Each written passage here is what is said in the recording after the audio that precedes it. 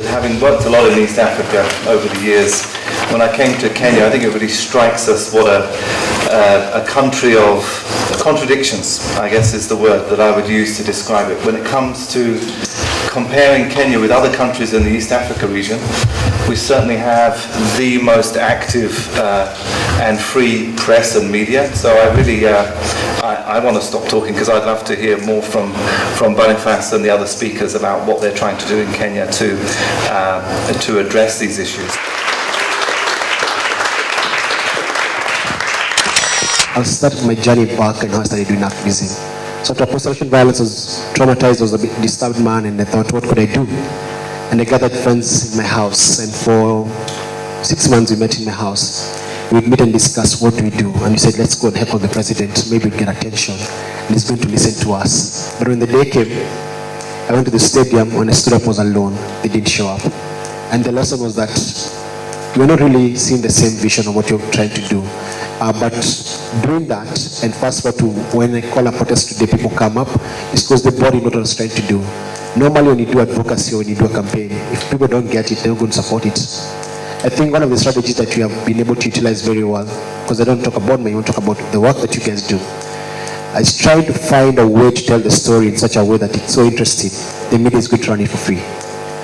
There's a company called Fiber. So Fiber came up with a character. And this character is about slow internet.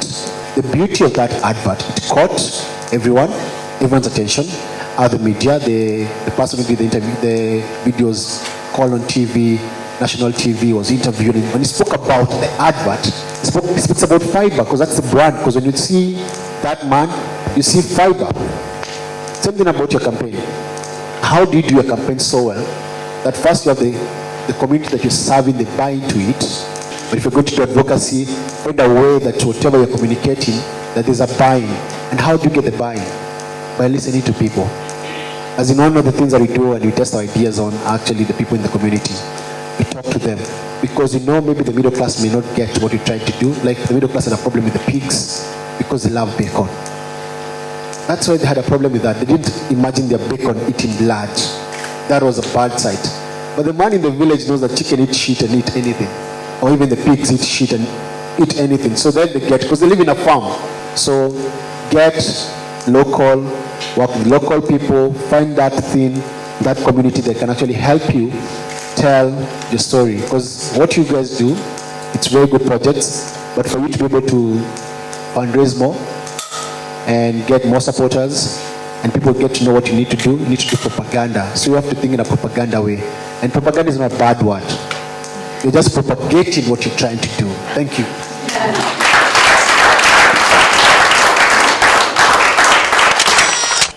When I was growing up, we witnessed a lot of violence, as she said. Next to our house was this man who had married a baby, and every day she was battered. So one day, when this guy was doing the usual, he always locked the door. So my brother broke the door and got in, and I followed. And of course my brother punched the bagger properly, and then this guy was arrested. Never mind that he didn't last more than 3 days in the police cells. He was arrested and released after 3 days. But when he was released, he came and gave us a threat, and a day after, my brother was murdered. But later in time, I decided it's high time I challenged the status quo. My long journey in campaigns has taught me that there are various things that we must put in our toolboxes as campaigners. And the first thing is I campaign because I would like to influence change in my perspectives. My other tool in my box is to make sure that I initiate processes that will enable people recreate their own histories. Currently I'm working on housing rights, and the big elephant in the room in our place has been forced evictions. They happen day in, day out. I would like to stop there by saying I challenge all of us to make this campaign our problem make every one of us, including Naomi here, feel guilty for this plight of the children. Thank you very much.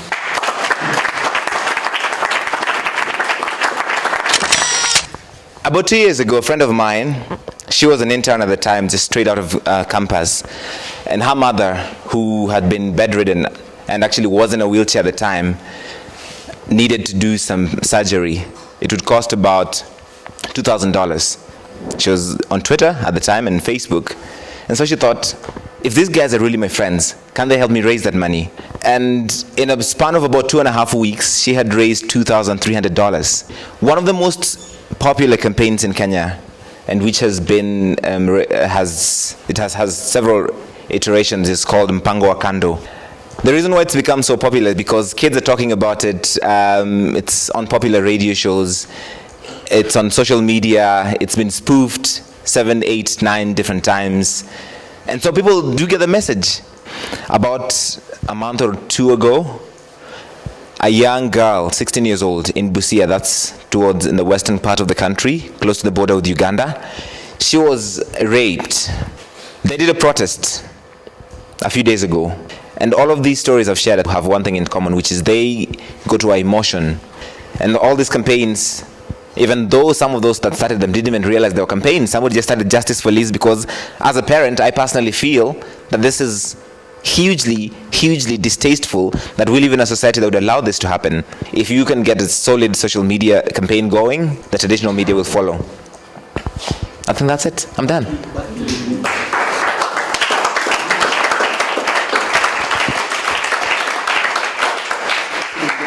Whether we want to say guilty or responsible, whichever, the truth is that we work in, some of the children in Nigeria work largely in the parts of the country, in the northwest and the northeast, where 2 or 3 years ago when I was facilitating a meeting, some of the traditional religious leaders who were there told me that if a woman dies in labor, he goes straight to heaven.